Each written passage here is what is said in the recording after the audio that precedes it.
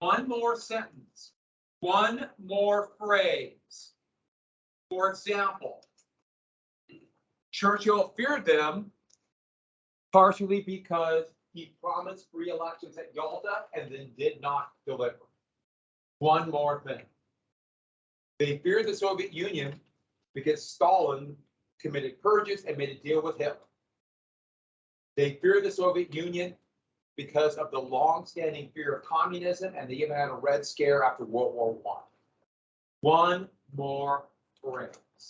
It's not enough to say Japan was ready to surrender. You have to say things like, an example of, here's one. Submarines have blockaded them and they're nearly out of food. Their military was completely destroyed as most of the islands have been conquered, and the US is bombing them day and night with firebombing. Or the biggest, Japan at least sent peace builders to surrender as long as they got to keep what? Their emperor. So it's not enough to just simply say that. Finish. Why did they fear Japan? Japan was ready to surrender. If you want to say they didn't want to avoid invasion, you have to say, look how hard Japan fought. Iwo Jima and Okinawa proved it. That is really the only thing. Somebody, great, good document, did have outside information, just a little bit left to finish in the article. That's the only thing. Now, most of you, I thought you did the documents well enough that just a little more outside information, and I think you do really well in the case. It's a really good. I have no idea what the question will be. I wish I could tell you that. But the big thing I saw was outside information. That was, and just a little more events, more places, more people, that sort of thing. But other than that, the documents were good. So just add one more piece. And somebody I might have relate an R, relate it back to the thesis. Just make sure you're always kind of going back to the thesis. And but that's the big thing I want to say. It's the outside information. After that, oh, good. If you got an A or B, I think you have a very good shot. Only reason I'm saying I can't guarantee it, and I have no idea what their questions are. That's why you really need to do that brainstorm list. You have to think about it. Remember stuff.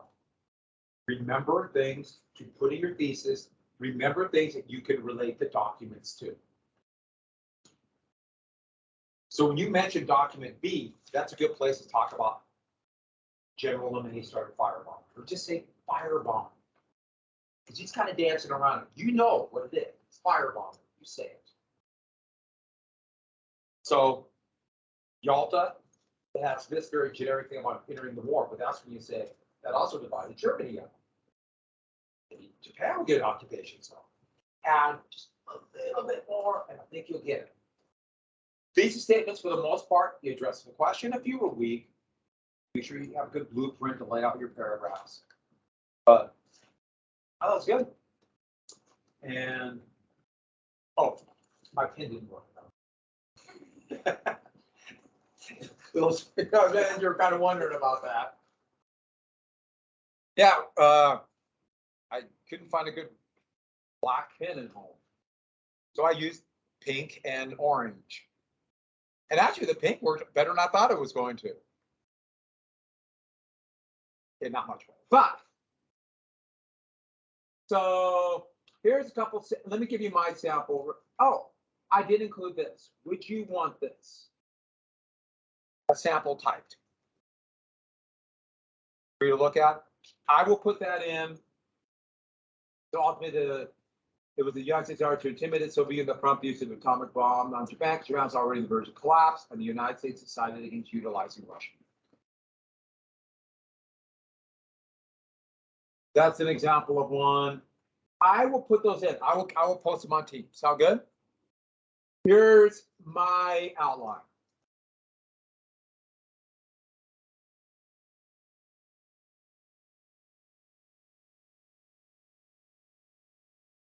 So one paragraph, I talk about how difficult they were fighting, but they were ready to surrender and then intimidate the soldiers. That was it. One more thing, context. That opening paragraph needs context, background material. Don't talk about the things you're going to write in your body paragraphs. Talk about the events leading up to the question. If it's about the decision to drop the atomic bomb on Japan, talk about Germany surrendering, the United States entering the war, difficult island fighting, the things leading up to it. And also when, 44, 45. It does a couple things. First off, it does impress the reader. It gives you a chance to write what you know. And it shows that, hey, I'm getting right now. I'm getting right to the material I know. So the person reading your essay will be like, boy, this person is smart. They know stuff. They're getting me background material, setting up the events, setting up your answer by giving background. And they will read that. And I'm telling you the way humans are. They will think, wow, this person is smart and prepared. I want them to do well. I'm going to help them. If you write, and in the course of time, humans have fought wars, something like that. They'll look at it and say, boy, this person is has a B and an S in it.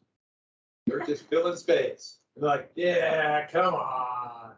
Give me something I can use. But also, it does give you context, and context is a point out of 7. That's a big deal. Now, saying that, overall, how about the review?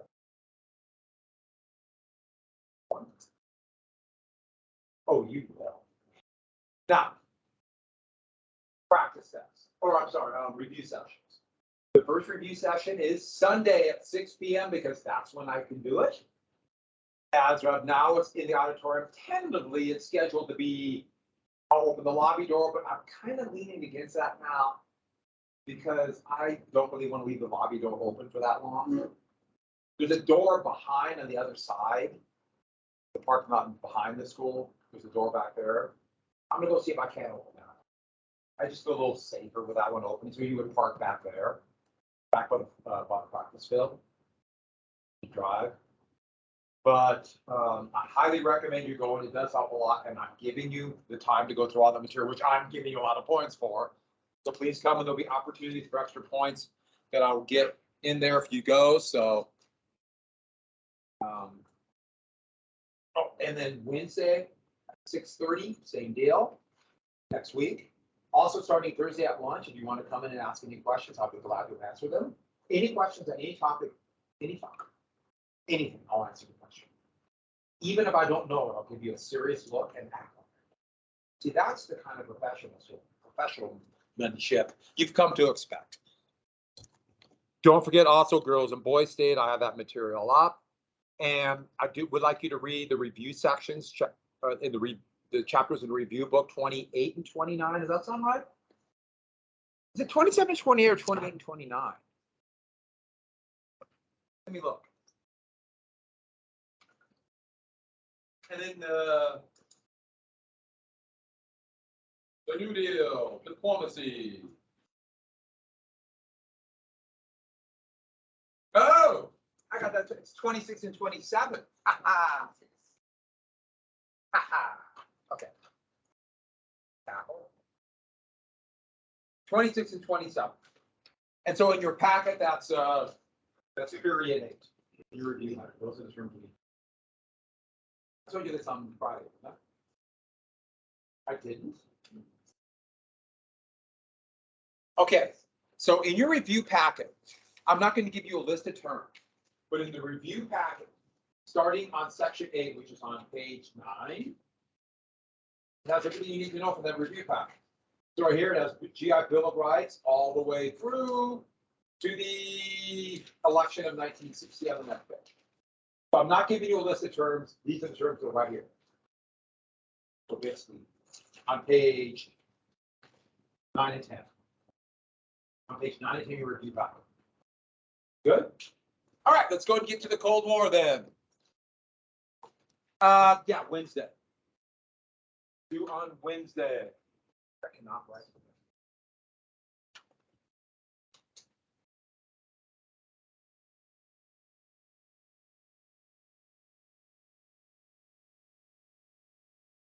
All right, so did we get to anything? Oh, what is the doctrine? that said communists are the same everywhere. Yeah, that's the Truman Doctrine. And what is the idea that the struggle is everywhere because the struggle is everywhere because if one country falls to communism, then all their neighbors will fall? What is that theory, even though he didn't call it a theory? Say it again, guys. Yeah, that's the domino effect. If one country falls, all their neighbors will fall. Oh, George Kennan wrote, what is the idea of trying to stop communist expansion everywhere? What was that called? Yeah, containment. And what country was there a pretty nasty military dictatorship that the US wanted to send weapons to? Greece. And then they lumped Turkey in there, even though Turkey was not in the middle of the Civil War. Part of the reason was Iran was going through convulsions after World War II. The Soviets and the British occupied both parts of it. And so they said, Iran's close to Turkey. Most Americans couldn't find either one on a map, so they'll roll the die. It must be something to do with Americans and British. It's kind of a joke. They can't find things on maps. Okay, that goes back to well before World War II. Did we get to this? So democracy, credibility would drop, and this was a big deal. I do like this cartoon. We're going into the unknown here. With aid to Turkey and Greece, the new American foreign policy, I like that one. That's a clever cartoon because we really did not know what this would lead to. Truman did not expect it, and he didn't like it, but he initiated it. So after that, this will forever change American domestic politics. The fear of communism would override everything. And no politician, after this happened, wanted to can't look soft on communism. Because Truman made it so the entire world is a threat. And if we don't stop him in Greece, we'll be defending what place? Wyoming. Like a row of dominoes. And so we have to get involved internationally in Greece. The problem is, Truman scared everyone to death, or a better way to look at it is he played into their fears. And once you make Greece, get a better map. This one just in. This thing's 50 years old. Here in the end, I just don't like to throw anything away. But if Greece, what if it happens someplace else? Like the brand new country of Syria that won their independence in 48, or Iran, or this place called Iraq, or India, or Malaya, Korea, or China. Can you go back and say one time, we must stop him in Greece or we're all going to die? Or and then turn around and say, you know, do we really need to go into Korea?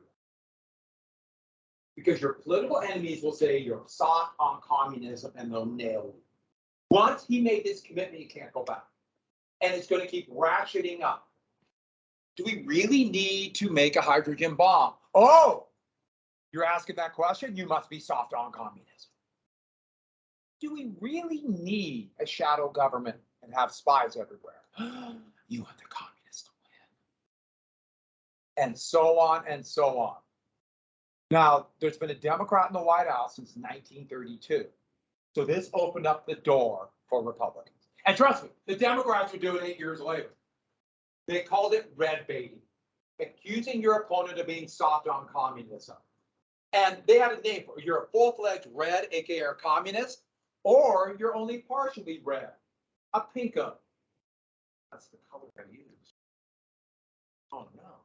But they're soft on it. But it was a way to attack the New Deal. The New Deal was incredibly popular, so they could attack the New Deal by saying they're soft on communism.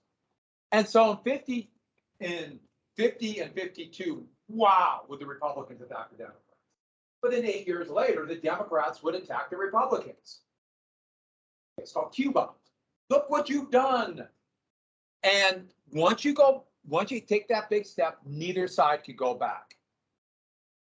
That's why it was kind of weird to watch after the September 11th attack. And so many people with glee jumped on you're soft on terrorism. It's like, oh, we're back to normal. We can pick something to argue with our enemies. And don't forget, by saying this, the world's really simple now. Us against them, blue, red, free world, enslaved world. And so, at the same time, all across Western Europe, the US pulled back and these governments were near collapse. Europe was devastated. Devastated. Britain was broke. France, Germany, Italy, there had been fighting. It was destroyed.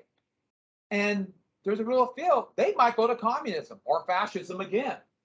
And that's going to, we're going to jump right to this. The Marshall Plan. The Marshall Plan. And so we have this double-edged sword here. This is going to economically rebuild Europe. Now, Truman's going to ask for 4 times the amount. He actually wanted about $50 billion, so he was actually pretty pleased with this. But $12 billion to rebuild Western Europe. We offered it to Stalin if he'd get rid of the Stalinist states, knowing he'd never do it. But the big goal, it was a combination of they won't go to communism and they won't go to fascism, but they rebuild. And here's Berlin.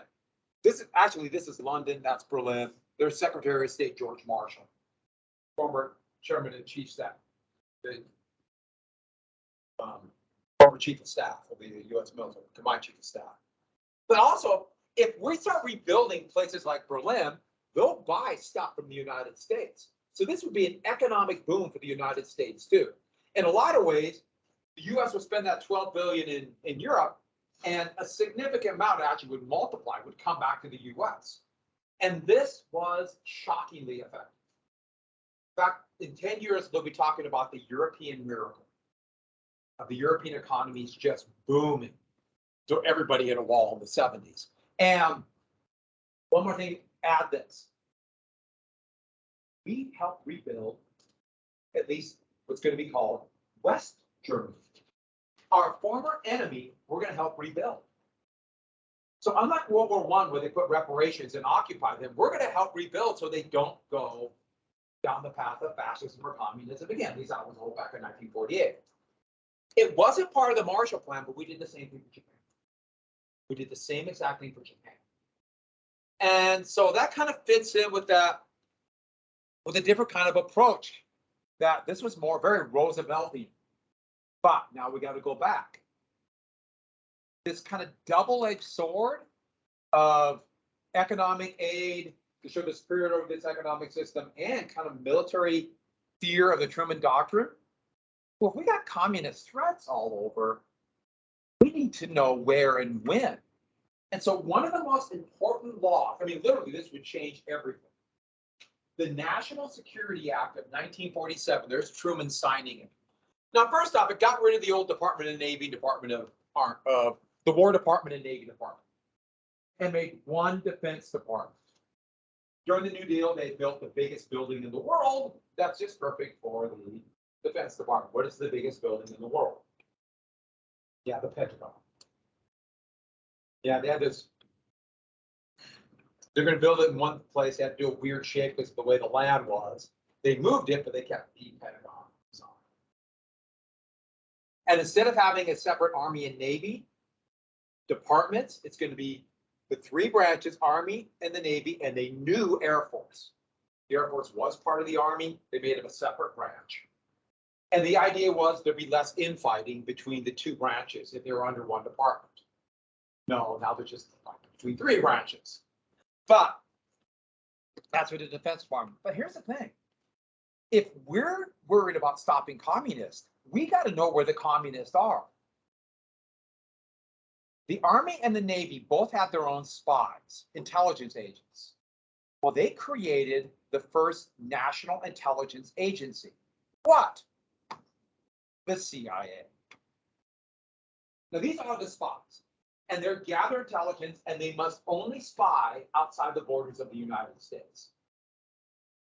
Now, of course, spies by definition have to maintain secrecy. So how would you know if they were spying in the United States if it's secret? Do you think anybody would ever abuse that power? Here's a better question. When do you suppose they started abusing that power? About 1948. And really, by the Eisenhower administration. Eisenhower likes spies. But these are the spies. An even bigger intelligence gathering agency was created, the National Security Agency. It's even bigger. They hoover up, vacuum up intelligence. They're the one, they would wiretap, tap phone lines. They're also a clearinghouse for intelligence. And even though there's a big competition between the two, which would cause problems down the road, let's say September 11, 2001. But this one is a bigger agency. And it's even more secret. And so now the United States is in the spy game. Now we're developing secret shadow governments. Because by definition, you can't tell other side. You can't tell how your spies operate. Just can't tell. And so all of a sudden there's a secret government. And this goes back to the founding of the country, the fear of this kind of secret police and secret government that goes back to the English Civil War and things like that. We're not going to have it here. It existed, but now it's formalized. So domestic spying would be done by the FBI. Now it's not in the law, but it's just, okay, the FBI, which was created in the 1930s. They would do domestic spying. And same deal. They started gathering files on everybody. You want something just amazing, go to the FBI webpage. And once they released all the files, they spied on everybody. It's kind of shocking the amount of material. They just started gathering information on it. And the head of the FBI, J. Edgar Hoover, would use that. And think about, how would you act if you think somebody might know stuff? And you don't know what it is. Has anyone ever walked up to you and said something like,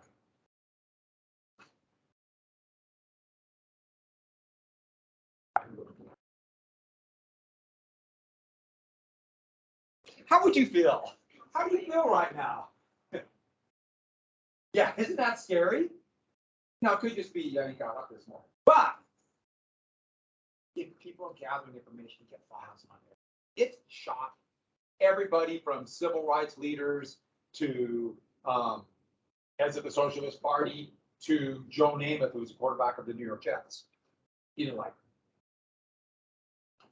it. And it's shocking. Just kept files on you.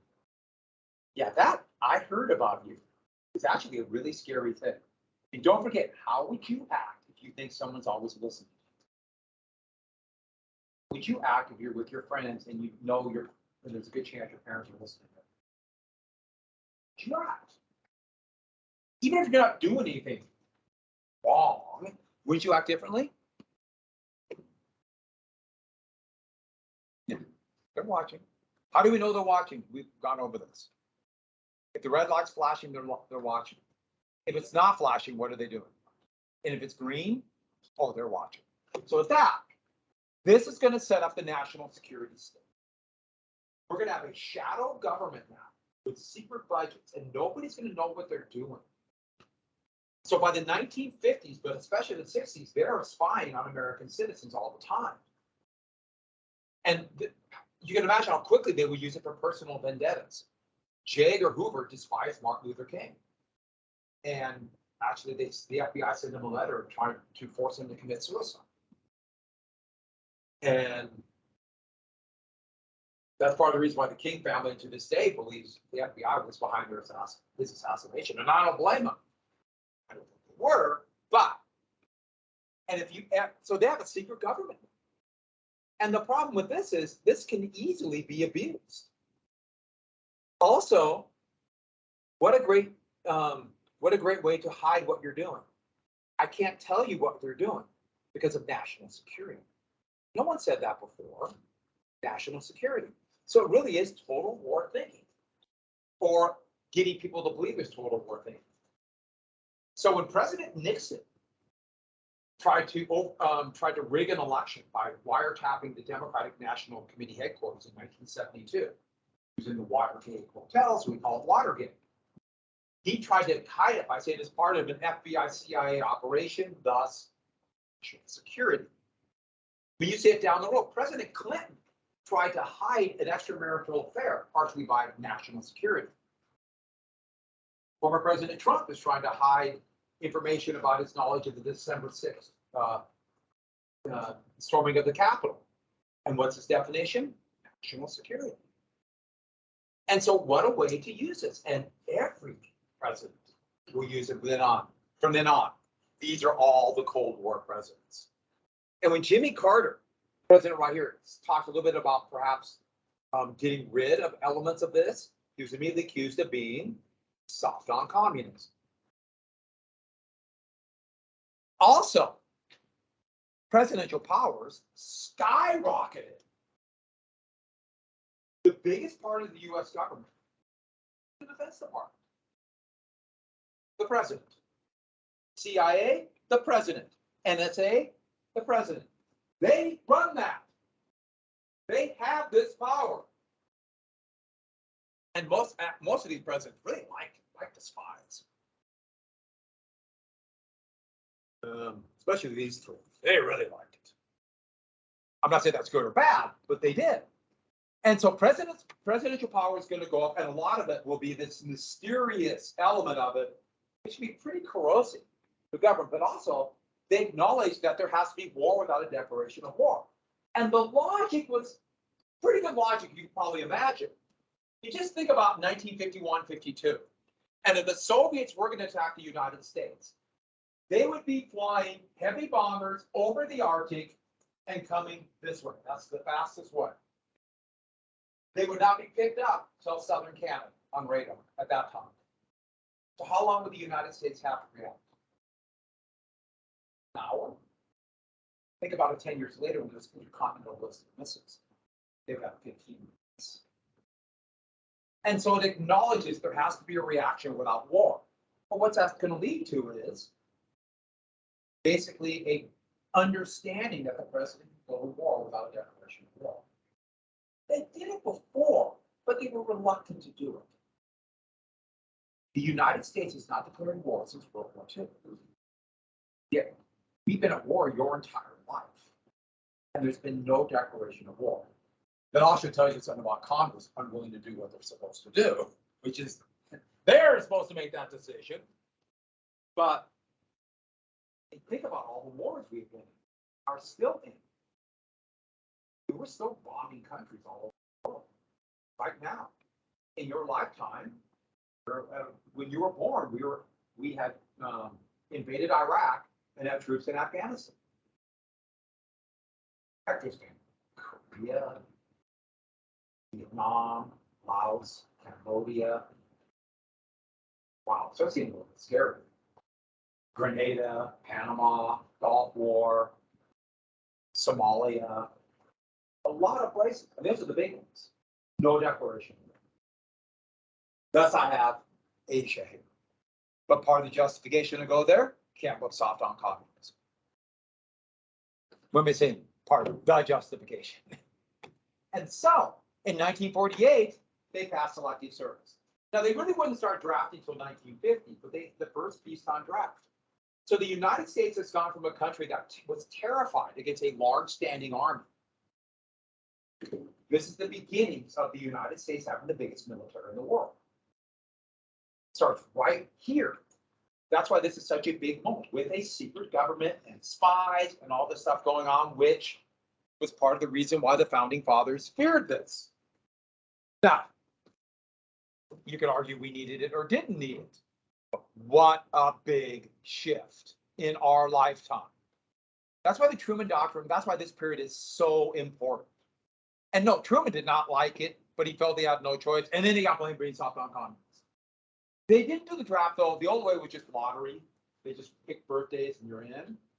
They went to draft boards, choosing people, local communities.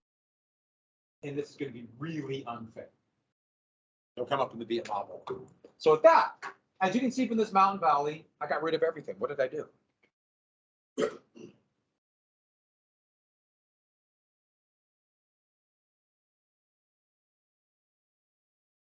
So the Cold War really came home to people in 1948. Everyone write down 48. I forgot to put the year. The Berlin Blockade. So 3 years of occupation. And the German economy was just, there was no economy. There's nothing. They're still using occupation script. French, UK, and US had this zone right here. And they're using that currency they printed for the occupation. They needed their own money and central bank to restart the economy. They need to start collecting taxes in that currency. And so the Western zones created the Deutschmark, or the mark. They're going to bring back that currency, set up a central bank, start collecting taxes. The thing is, they're only doing it for their occupation zones. They couldn't come up with a unification agreement with the Soviets. And so in essence, they're creating a West Germany. And yes, they would create a West Germany. But Berlin is also occupied by the 3 Western powers and the Soviet Union, and it's inside the Soviet occupation zone. There are 3 corridors, the British, French, and the United States. And it also correlated with a railroad and autobahn. So they could resupply those sections of West Berlin. Each had a brigade of about 3,000 men too. And that's what Stalin did. In fury, but also terror, Stalin would blockade the landlines. He wouldn't use the term blockades. Blockades in after war. He did the roads need repair. Stalin's greatest fear was that the Western powers were going to rearm Germany and send them back to attack the Soviets again. Now, this is patently ridiculous almost. But Stalin knew that the West had actually planned on doing this. In fact, the British had a plan called, they literally had a code name. The plan was Operation Unthinkable, which would be to rearm the former German army, German World War II army, to attack the Soviets. It's basically just a case of war with the Soviet Union immediately after, but Stalin found out and that confirmed all his fears. There's also some American generals who said, we should attack the Soviets. Stalin heard all this. Now, they weren't going to do it, but he heard it. So it convinced them. And Stalin gave him a choice. Berlin or West Germany. By the way, the airlift is a good hint of what's going to happen. Here's blocking the train. If you want your occupation zones in Berlin, you can't have West Germany. But to many in the West, they look at it as Stalin is trying to scoop up West Berlin in the process of taking what? All the rest of Europe. Then Britain. Then where?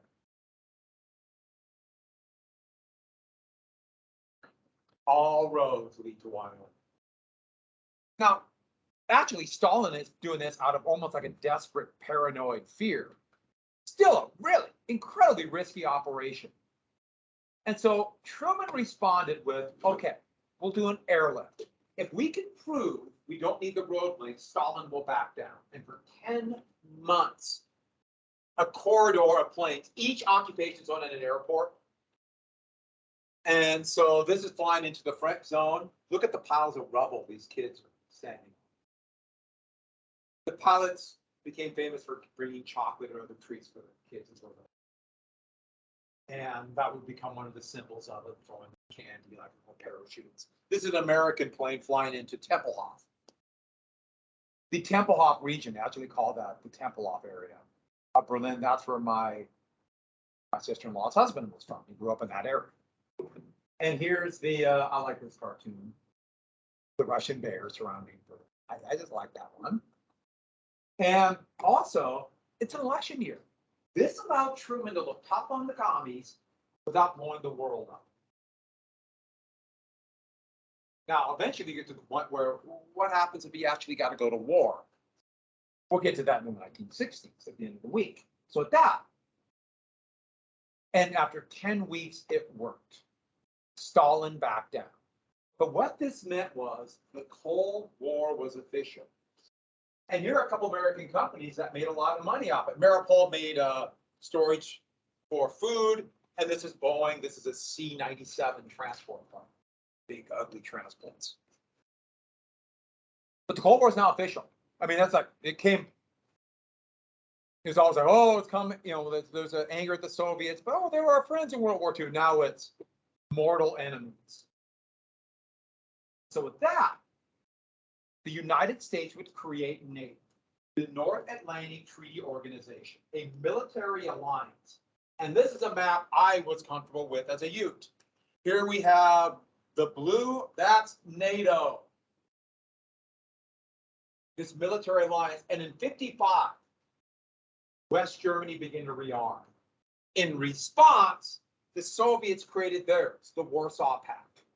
They called it the Warsaw Pact to imply that it wasn't a Soviet-dominated alliance, which of course it was. The Soviets had brutal puppet states here. But the West started rearming West Germany, so they started rearming East Germany. The US started sending weapons to fascist Spain. We're still supporting a dictatorship in Greece that would last to the 1980s in Greece. Yugoslavia was kind of this weird independence area for the 1980s. Now there's no Yugoslavia. Now, in the United States itself, a couple things we do need to know. Now, conservative Democrats and conservative Republicans did not want this. But in 44, a big, big victory for the Roosevelt administration. I mean, big victory for them. We might agree or disagree with the bill, but the GI Bill. And the GI Bill would provide two big things for veterans. Remember how Roosevelt, I told you in the third New Deal, wanted college tuition? Couldn't get that, but that's what the GI Bill would provide for veterans. Forgot that? Veterans would get college tuition and costs. And also, part two, veterans would get home loan. Home loan. Help them buy a home. What a massive boom for veterans. And think about how many veterans there were. There were 15 million veterans. That would help fuel the post-war American economic boom. And so much of the American economic boom would be based on this incredible system of education the United States had. And almost, you know, for a lot of people, free college. Just boom. But this goes against trickle-down economics. But this is still the biggest thing for the United States military today. They try to get people to join up. That's their biggest thing. College paid for it. Join the armed forces. It's college. Get it. Got some hoops to jump through. You get it. And so I was watching basketball games yesterday, and they're really pushing the home loan guarantees right now too, because homes are so expensive. So they'll start like, yeah, we're in the army, we get home loans. What do you get? Well, we get donuts. So in your job. So that's where they join the military. That's their argument, because you get home loans and college. So, yeah, big recruitment tool to this day. Next, but there's going to be a post-war depression. All the pent-up demand. Companies are producing, like Ford. Ford Automotive is making bombers. They're making carriages for artillery. They're making tanks. It's going to take them a year before they can start making cars again. And so after the war, all these workers, all this pent-up demand, we have money finally for the first time in 20 years. They want to buy cars, they can't buy it.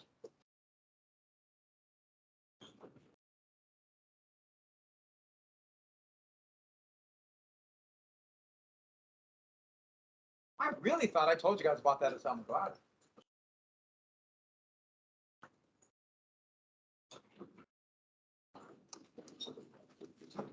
Have a great day, everybody. Right when you find work, and hang by your thumbs. I will put I'm putting it in the grade book till we have like a big score. I will get done stuff in the grade book now. No, I recorded it. Thank you. See ya. Have a good day. Have a good day, everybody. That's scary. I forgot what the score was, and I couldn't see the scoreboard, and I was half asleep. Oh, yeah, honestly. First couple of Yankees struggled out a lot better. No, I was surprised.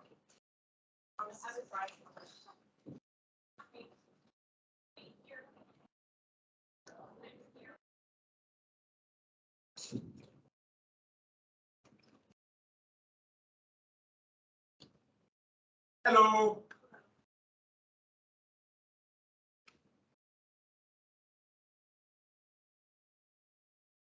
Where's my mouse? Oh, there it is.